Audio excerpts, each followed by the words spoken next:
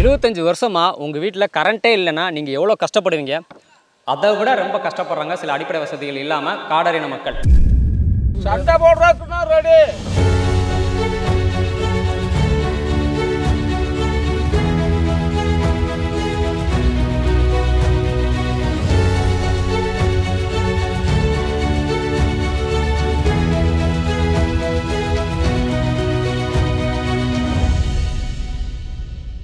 வந்தது எங்களை வந்து சித்திரவாதம் செய்விடுவாங்க. அதுக்கு இதுனா காட்டிய கொடுமை பண்ண நம்ம தேவையில்லை.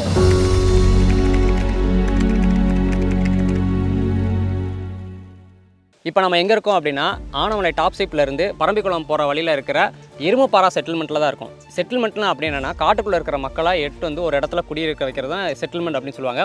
இந்த எருமப்பாரா செட்டில்மெண்ட்டில் மின்சார வசதி இல்லை. சுதந்திரம் வாங்கினதுலேருந்து மின்சார வசதியே இல்லாமல் இருக்காங்க.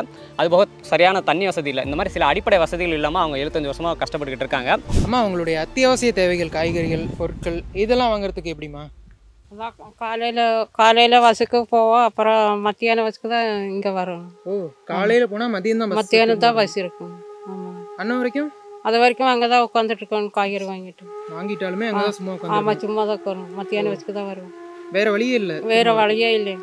வேறு வண்டி எதுவும் இல்லைங்களா? வேறு வண்டினா வாடகை பிடிச்சி வரணும். வாடகை 2000 ரூபா கொடுத்து வாங்கி இங்கே சேர்த்துப்பட வரணும். 2000 கொடுத்து. ஆமாம், கொடுத்து தான் வரணும். எத்தனை தடவை பஸ் போயிட்டு வரும்? காலையில் பஸ்ஸு போயிட்டு மத்தியானம் வருவான் டாஸ்ல்புக்கு. அப்புறம் சாயந்தரம் ஒரு தடவை போவோம். 2 வீலர் அந்த மாதிரிலாம் இங்கே யார்ட்டும் இல்லையா? இல்லை, அது மாதிரி இல்லைங்க. இந்த பஸ்ஸில் போயிட்டு பஸ்ஸில் தான் வரணும். அதை கொஞ்சம் அதிகப்படுத்திட்டா நல்லது. இப்போ அவங்களுக்கு இந்த இடத்துக்கு உண்டான பட்டா அப்படின்னு சொல்லி ஏதோ ஒன்று கொடுத்துருக்காங்க. இருந்தாலுமே அந்த இடத்த அவங்களால விற்கவும் முடியாது. ஸோ இந்த மாதிரி நிறையா அவங்களோட உரிமைகள் பறிக்கப்பட்டிருக்கு. அவங்களோட அடிப்படை பிரச்சனைகள் இன்னும் தீர்க்கப்படாமல் இருக்குது. ஸோ அவங்களுக்கு என்னென்ன பிரச்சனைகள் இருக்குது, அவங்க என்னென்ன உரிமைகள் பறிக்கப்பட்டுக்கிட்டு இருக்குது, அந்த காடறின மக்களோட வரலாறு என்ன அப்படிங்கிறத அவங்கள்ட்டே கேட்டு தெரிஞ்சுக்கலாம். இப்போ வந்து 1953 இந்த ஏரியா எருமப்பாறை வந்து அளந்து கொடுத்தது நிலம். இந்த நிலத்தை வந்து விற்க முடியாது. நம்ம உயிருள்ள வரைக்கும் இந்த நிலத்திலே இருக்கக்கூடிய இது மட்டும்தான் கொடுத்துருக்காங்க. பகுதி தான் வந்திருக்கு. கரெக்டான நிலம் வந்து அளந்து கொடுத்தது கிடையாது. பேசுறது நல்லா தான் பேசுகிறாங்க. தட்டி அணைச்சி உங்களுக்கு என்ன வேணும்னாலும் செய்கிறேன்னு. ஆனால் அது உள்ளே இருக்கிறது நஞ்சு, வெளியே வர்றது அந்த அன்பு. இதுதான் காட்டுறத தவிர நன்மை வந்தது கிடையாது சார். நான் சின்ன வயசுலேருந்தே பார்த்துட்டு வர்றேன். பிள்ளைங்க நைட்டில் எல்லாம் வயசானவங்க பாத்ரூம் போகிறதுக்குன்னு ஒரு கரண்டோ ஒரு பாத்ரூம் இருந்தால் தான் எங்களுக்கு ஒரு ஆதரவாக இருக்கும்னு நாங்கள் நினைக்கிறோம்.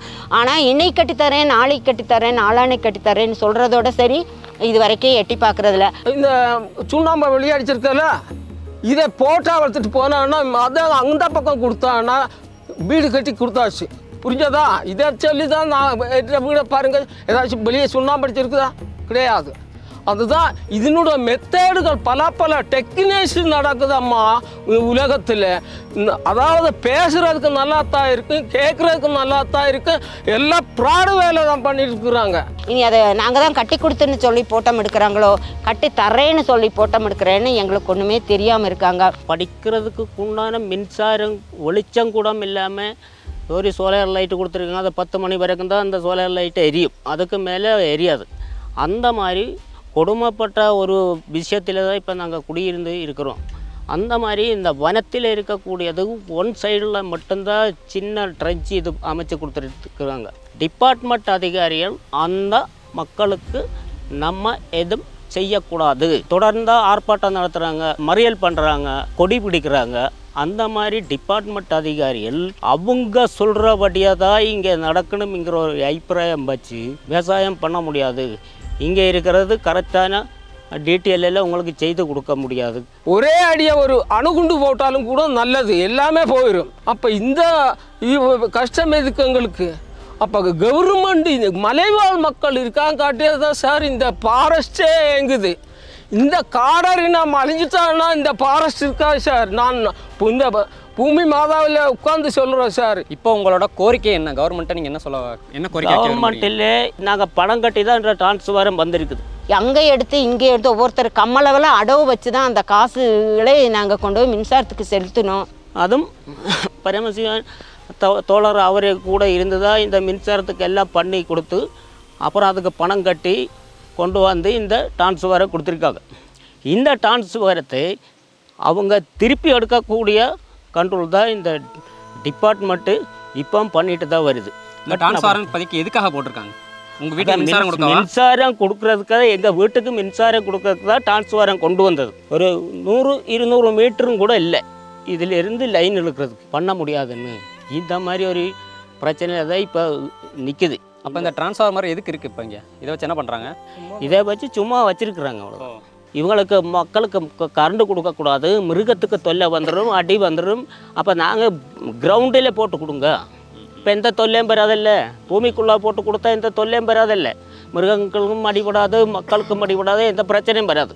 அந்த மாதிரி போட்டு கொடுக்க பாருங்கன்னு சொல்லி பண்ணிட்டு தான் இந்த டிரான்ஸ்ஃபாரம் பணத்தை திருப்பி கட்டிருக்கிறோம். எடுக்க போகிறதுன்னா பணத்தை திருப்பி தாங்க. நீங்கள் பணம் கொடுத்துருக்கீங்க? எவ்வளோ? ஆமாம், பணம் கொடுத்துருக்குறோம். எதுக்கு இந்த டிரான்ஸ்ஃபார்ம் வைக்கிறது? ஆமாம், ஒரு வீட்டுக்கு 3500 ரூபா. ஒரு வீட்டுக்கு 3500 ரூபா வச்சு 37 வீடு இருக்கீங்களா? 37 வீடு இருக்குது. எங்கள் பணத்தை திருப்பி தந்தால் டிரான்ஸ்ஃபாரம் எடுத்துங்க. இங்கே உங்கள் முன்னோர்கள் சுதந்திரத்துக்கு முன்னாடி என்னென்ன பண்ணாங்க? அவங்களோட வாழ்வாதாரம் பகுதி பேர் டிபார்ட்மெண்ட்டில் இருந்தாங்க. 53 எல்லாம் ஃபாரஸ்ட்டாக இருந்தாங்க. யானை பிடிக்கிறதுக்கு கொப்பம்பட்டி யானை பிடிச்சி கவர்மெண்ட்டுக்கு கொடுக்கக்கூடிய சக்தியில் தான் அவங்க இருந்துட்டு இருந்தாங்க. படிப்பறிவு இல்லாமல் ரேஞ்ச் ஆஃபீஸர் வேலை பார்த்துருக்கு. பிரிட்டிஷ் காலத்துலலாம் இங்கே காட்டுக்குள்ளே இருக்கிறதுக்கு அனுமதி கிடச்சிதா? பிரிட்டிஷ் ஆட்சி காலத்திலே வனத்திலே இருந்து கிழங்கு, தேன், குங்குலியம், மெழுகெல்லாம் எடுக்கலாம். எடுத்து கொண்டு வந்து ஸ்டோருக்கு கொடுக்கலாம். சீவக்காய் எடுத்துக்கொண்டு ஸ்டோரில் கொடுப்போம். அந்த மாதிரி தான் உயிர் காப்பாற்றிட்டு வந்தது. 70-75 எல்லாம் சரக்கு எடுத்துகிட்டு தான் இருந்தாங்க. இதை எடுக்கக்கூடாது அப்படின்னு இந்த கவர்மெண்ட்டு தான் அதே மாதிரி ஸ்டாப் பண்ணி நிப்பாட்டி. காட்டில் தான் எங்களோட வாழ்க்கை. காட்டு சிறு சேமிப்பு பொருட்கள் தான் எங்களோட வாழ்க்கை. அந்த சிறு சேமிப்பு கெடுக்க விட மாட்டாங்க. சிறு தொழில் சிறு சேமிப்பு அங்கே காட்டுக்கு போகக்கூடாது, அங்கே போகக்கூடாது, இங்கே போகக்கூடாதுன்னு சொல்கிறாங்க. பல கொடுமைப்படுத்தினாங்க. காட்டுக்கு போக வேண்டாம், வரகு எடுக்கக்கூடாது, அதை எடுக்கக்கூடாது, இதை எடுக்கக்கூடாதுன்னு சொல்லுவாங்க. எங்களோட மக்கள் பல போராட்டம் பண்ணியிருக்காங்க. இந்த எருமப்பாறை செட்டில்மெண்ட்னு பல இடங்களில் பல அதிகாரிகள் கிட்ட சொல்லுவோம். அதிகாரிகிட்ட மனு கொடுத்தா நாங்கள் பார்த்துக்கிறோம்னு சொல்லிடுறாங்க. அதோட விட்டுறாங்க. பொள்ளாச்சியில் கொடுத்துருக்காங்க, கோயம்புத்தூர் கலெக்டர் ஆஃபீஸில் கொடுத்துருக்காங்க. இவங்ககிட்ட எல்லாத்துக்கிட்டையுமே நாங்கள் கொடுங்க, முதல்ல எங்கே கொடுக்கணுமோ அங்கே நாங்கள் கொடுத்துட்டு தான் நாங்கள் இருக்கோம். ஆனால் இது வரைக்கும் எங்களோட மக்களுக்கு ஒரு கண் வெளிச்சத்துக்கு ஒரு படிப்பாதாரத்துக்கு எந்த வகையுமே எங்களுக்கு யாரும் உதவி பண்ணுறது இல்லை. மலைவாழ் மக்களுக்கு என்னக்கும் வந்து நிரந்தரமாக அவங்களுக்கு வேலை கொடுக்கணும்னு சொல்லி தான் இந்த தேக்க மரத்தை வச்சு உருவாக்குனது. கூப்பு 3000 ஏக்கரா 4000 ஏக்கரா சர்வே பண்ணி அதில் உள்ள மரங்கள் எல்லாம் டெண்டர் விட்டு அந்த மரங்கள் எல்லாம் எடுத்ததுக்கு பின்னால் அந்த கருக்கி விட்டுட்டு லைன் குச்சி கொடுத்து அந்த தேக்கம் பிளான்டேஷன் உருவானது. உட்டுத்துறைங்கிறவர் பொம்பளைக்கு அத்தனைக்கும் வேலை கொடுத்துட்டு இருந்தது. ஆனால் அது வெட்டுறதில்லை. இந்த சுத்தமே வெட்டாமல் விட்டான்னா அந்த மரங்கள் நெருக்கடி ஆகிட்டு அப்படியே மண்ணாக தான் போகுதே தவிர அது வந்து கவர்மெண்ட்டுக்கும் உதவி இல்லை, இருக்கிற மக்களுக்கும் உதவி இல்லாமல் தான் அந்த காடு போயிட்டுருக்குது. நம்ம சிந்தாமணி ஸ்டோர் இருக்குங்க டாப் சில்பில். அதாவது வந்து தூணக்கடகு சரகம் மலை மக்கள் கூட்டுறவு விற்பனை சங்கம்னு டாப் சில்பில் வச்சுருக்காங்க. அதில் இப்போ ஒன்றுமே இல்லை. சொல்கிறாங்க 10வது படிங்க உங்களுக்கு வேலை தர்றேங்கிறாங்க. ஒரு பையன் விஎஸ் படிச்சுட்டு அந்த பையனுக்கே வேலை கிடைக்காம அவன் தவிச்சிட்டு இருக்கான். தேனில் வந்து கருந்தேன், குருந்தேன், கொம்புத்தேன், பெரியதேன் 4 இனம் இருக்குது. இதை வந்து மலைவாழ் மக்கள் எடுத்து இங்கே சேகரிச்சுட்டு முதல்ல சேத்துமட பகுதியில் கீழே நடந்து போய் இதில் ரோடும் இல்லை, ஒரு சுடுகாடும் இல்லை. அப்போ நடந்து போய் தான் அங்கே கொடுத்துட்டு வெத்திலபாக்கு போயில வாங்கிட்டு உப்பு மிளகா வாங்கிட்டு மேலே வர்றது. இங்கே வனவிலங்குகளோட அச்சுறுத்தல் நடமாட்டம் எந்த அளவுக்கு இருக்குது? பயமில்லாமல் இருக்க முடியுதா? எங்களுடைய ஒரு அபிப்பிராயத்தினாலும் எங்களுடைய தைரியத்தினாலும் தான் இந்த பூமியில் நாங்கள் வாழ்ந்து வருகிறோம். இந்த வனத்தில் நாங்கள் வந்து என்னானாலும் நாங்கள் அப்படியே நிமிந்து நிற்போம் சார். நிமிந்து நின்று சொல்லுவோம். தனியே போனாலும் தடம் வழி உனக்கு தெரியாததா விலங்கி போ, டைகரே பார்த்தாலும் அப்படியே நிற்போம் சார் தைரியமாக. இப்படி நின்று மணியன் மரம் காணத்தை கண்ணனி நிராக்கு நீ அறிவிலத்தை மாறுப்பாங்க வையா விட்டுரு அப்படி சொன்னாங்கன்னா அந்த டைகர் ஆனாலும் அங்கே நிற்காது சார். அப்படி அப்போ அந்த மாதிரி வந்து கட்டு நீதியில் தான் இங்கே பெரியவர்கள் இந்த திருட்டு வேலைங்கிறத வந்து மலைவாழ் மக்கள் கிட்ட கிடையாது சார். ஆனால் இந்த மலைவாழ் மக்கள் இருக்காங்க கட்டியதான் இந்த ஃபாரஸ்டில் இன்னும் வந்து அழிவு கெடுதா சார். 100க்கு 100 நான் சொல்கிறேன். இந்த காடர் இனங்கள் மட்டும் அழிஞ்சான்னா உங்களுக்கு வாட்ரு சப்ளை நத்திங். எங்களுக்கு ஒரு நிம்மதியான வாழ்க்கை இல்லை, நிம்மதியான கரண்ட் இல்லை, நிம்மதியான வீடு இல்லை. அந்த மாதிரி ஒரு பற்றாக்குறையில் தான் நாங்கள் வாழ்ந்துட்டுருக்குறோம். காடர்கள் இனம் முன்னுக்கு வருமா வராதா கணக்கு எடுத்துகிட்டு போகிறாங்க. காடர்கள் இனத்தில் கம்மி, காடர்கள் இனத்தில் அவங்கள ஒரு நிம்மதியான வாழ்க்கை இல்லை, நிம்மதியான சாப்பாடு இல்லை, நிம்மதியான இது தூக்கம் இல்லை. அப்படி தான் நாங்கள் வாழ்ந்துட்டுருக்கோம். ஒரு 2 வருஷத்துக்கு முன்னாடி எங்கள் வீடுகளை எல்லாம் மழை வந்து அடித்து போய் நாங்கள் ஃபாரஸ்ட் அதிகாரிகிட்ட எல்லாம் பேசணும். அப்போ எங்களை யாருமே ஆதரிக்கவே இல்லை. ஆனால் எங்களுக்கு காடு தான் சொந்தம், காடு தான் எங்கள் வீடுன்னு நாங்கள் நினச்சிட்ருக்கோம். ஆனால் எங்கள் இந்த காட்டை விட்டு விளக்கலாம்னு சில அதிகாரிகள் பேசுகிறாங்க. இந்த பட்டா கொடுத்ததும் அப்படித்தான். எங்களுக்கு பட்டா உண்மையான பட்டா கிடையாது. எங்களுக்கு சம்பாதிக்கணும், கோட்டை கட்டணும், வீடு கட்டணுங்கிறது கிடையாதுங்க. எங்கள் இனத்துக்கு நல்லா வேலை செய்யணும், நல்லா சாப்பிடணும், ஒரு நோம்பினோடைய நல்லா கொண்டாடணும், ஒரு கருமாந்திரம் கும்பிட்றது, திரட்டி கல்யாணம்ங்கிறது டீசெண்டாக கும்பிடுவோம். அதே போல் ஒரு 10 ஏக்கர் நிலம் எங்களுக்கு கொடுக்குறாங்கன்னு சொல்கிறாங்க. ஆனால் இது வரைக்கும் எங்களுக்கு அதை கொடுக்கல. அதுக்கும் நாங்கள் மனம் கொடுத்துருக்காங்க. ஏன்னா எங்களுக்கு இப்போ வீடு கட்டுறதுக்கு ஒரு 1.5 சென்ட் கொடுத்துருக்காங்க.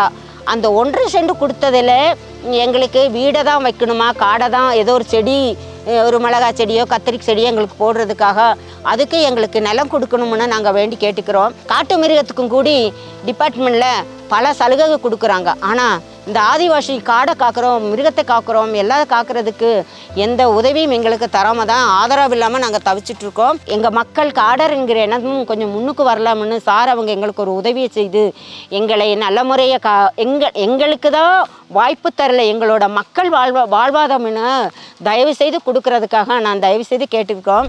நாங்கள் இங்கே அதாவது எருமப்பாறை செட்டில்மெண்ட்டுக்கு இந்த காடர் இன மக்களோட கோரிக்கைகள் பிரச்சனைகளை காட்டுறதுக்கு எங்களுக்கு உந்துதலாக இருந்ததுக்கு காரணம் அப்படின்னு பார்த்தீங்கன்னா ஆனமலை நாவல். இந்த நாவலை படிக்கும்போது இந்த ஆனமலை காடோட வரலாறு, புலிகள் சரணாலயத்தோட வரலாறு, அது எப்படி உருவாகுச்சு, அப்புறம் இங்கே இருக்கக்கூடிய காடர் இன மக்களோட வரலாறு என்ன, வாழ்வியல் என்ன, அவங்களோட வாழ்வாதாரம் என்ன, இப்போ அவங்களோட பிரச்சனைகள் என்ன, அதுக்கு அவங்களோட கோரிக்கைகள் என்ன அப்படிங்கிறத கண்டிப்பான முறையில் மக்களுக்கு தெரியப்படுத்தணும். அப்படிங்கும்போது தான் இந்த நாவல் படிக்கும்போது அது எங்களுக்கு தோணுச்சு, கண்டிப்பாக போய் அவங்கள டாக்குமெண்ட் பண்ணணும் அப்படின்னு சொல்லி தோணுச்சு. ஸோ இந்த டாக்குமெண்ட் மூலமாக நாங்கள் அரசாங்கத்திட்ட வைக்கிற கோரிக்கை என்னென்னா அவங்களோட கோரிக்கை தான். ஸோ காலங்காலமாக வாழ்ந்துட்டு வர இந்த பூர்வீகுடி மக்களோட காடரின மக்களோட வாழ்வாதாரம் பாதுகாக்கப்படணும். அவங்களுக்கு இப்போ உடனடி தேவையாக மின்சார தேவையை கண்டிப்பான முறையில் செய்து கொடுக்கப்படணும். ஃபாரஸ்ட் டிபார்ட்மெண்ட்லேருந்து என்ஓசி கொடுக்கப்பட்டு இபி டிபார்ட்மெண்ட்டுமா சீக்கிரமே மின்சாரம் கிடச்சா நல்லாயிருக்கும். அதுபோக இங்கே அவங்களுக்கு 37 குடும்பங்கள் இருக்காங்க. ஸோ அவங்களுக்கு ஒரு தரமான வீடு கட்டி கொடுக்கணும். இந்த மாதிரி சில அடிப்படை வசதிகள் அவங்களுக்கு செஞ்சு கொடுத்தாங்கன்னா அவங்களோட வாழ்வாதாரமும் அவங்களோட உரிமைகளும் பாதுகாக்கப்படும் அப்படிங்கிறதான் அவங்களோட கோரிக்கையாகவும் எங்களோட கோரிக்கையாகவும் இருக்குது. அது கூடிய சீக்கிரம் நடக்கணும் அப்படின்னு சொல்லி தமிழ்நாடு அரசுகிட்டையும் தமிழ்நாடு வனத்துறையிட்டையும் நாங்கள் கேட்டுக்கிறோம். இதே மாதிரி உங்கள் ஊர்லேயே நடக்கிற பொது பிரச்சனைகளை பற்றி நீங்கள் நாங்கள் டாக்குமெண்ட் பண்ணணும் அப்படின்னு நீங்கள் நினச்சிங்கன்னா ஸ்க்ரீனில் தெரிய மெயில் அடிக்கி டீட்டெயில்ஸ் அனுப்புங்க. கண்டிப்பாக நாங்கள் கூப்பிட்றோம். நன்றி. அப்போ நன்றி வணக்கம். நீங்கள் இத்தனை தோழர்களும் வந்ததுனால நம்ம சார்பாகவும் இருக்கிறவங்க சார்பாகவும் உங்கள் சார்பாகவும் இந்த மேல் இருக்கிறவர் சார்பாகவும் நம்ம பூமி மாதாவு சார் இது அதாவது மன்னருதன் மரமருதன் குண்டருதன் கோலருதன் இல்லி போவது இலபோ தாறு போவது தடல் போகாத காக்கப்பட்ட வனதேவாதிக்குள்ளாக இன்னக்கு நாம் இந்த பேச்சை நடத்துனது பழுது போகாத இது நடக்குது சார். 100க்கு 100 உண்மை. நீங்கள் வந்திருக்கல சார் 4 பேர், உங்கள் பேர் இந்த இடத்துல உள்ளவங்க. கீழ்கோட்டு, நடுக்கோட்டு, மேல்கோட்டு, magistrate court, appellate court, session court, high court, supreme கோர்ட்டுன்னு இந்த தேசத்துல நியாயம் எங்கேயாவது ஓரத்தில் 1/4 இன்ச்சு பாக்கி இருந்தாகணும். அதை தோண்டி எடுக்கிறேன். முயற்சி பண்ணி பாருங்க.